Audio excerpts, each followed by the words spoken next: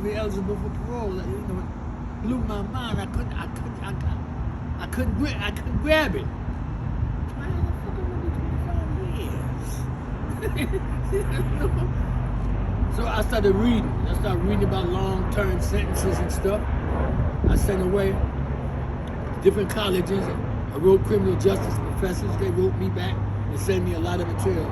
So I started reading. So I started telling Eddie and all of them.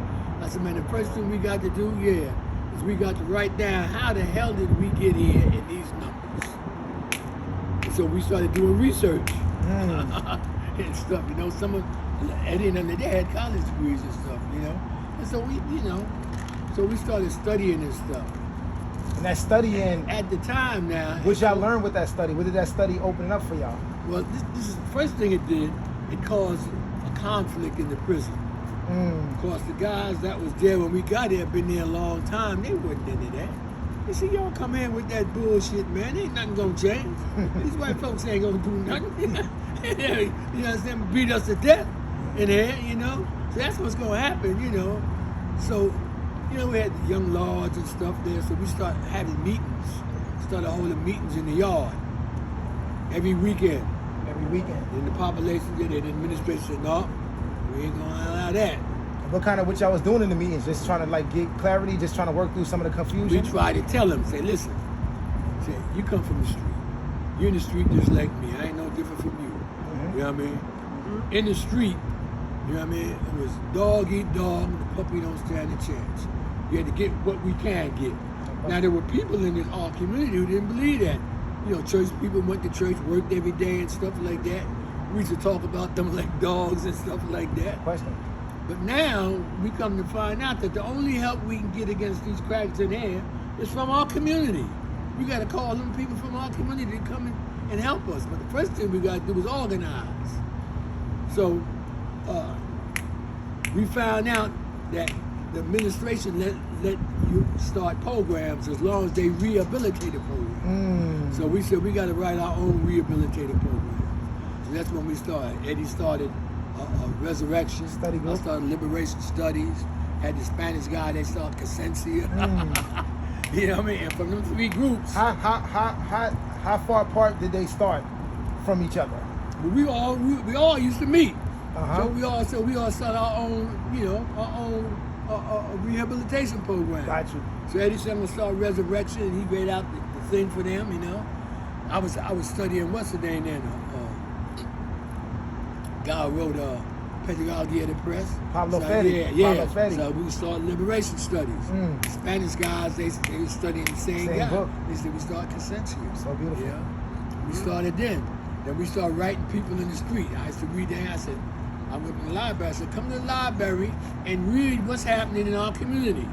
When you read in the newspaper about people who talk about the same thing we talk about, we got to invite them up here and tell them to help us.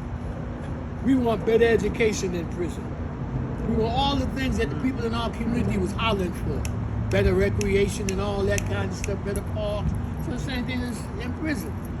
So get their name and address, and we'll write them. So first we wrote to Albany, and told Albany we wanted to start the 3 programs that we just named out, and what we were going to do. And they said, solid, go ahead. That's where they made their error. They fucked up then. We started inviting everybody. We told them, say, we'll pay your transportation coming and going and a meal when you get here. They was fucked up. They said, you get in prison? Yeah.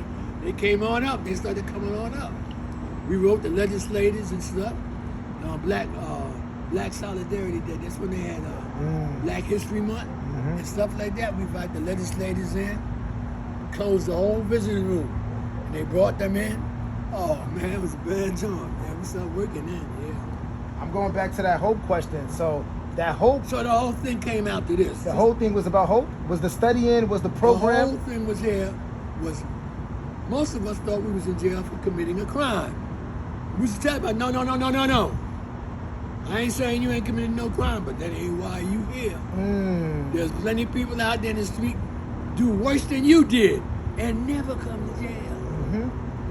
Why is it that we come to jail? That's what we have to study and figure out why. We got to study our community from a distance. when you're there, it's just happening around. You don't see it. But from a distance, we got to start reading everything about our community, all the newspapers, and we got to sit down and discuss it in our groups. What's happening and why?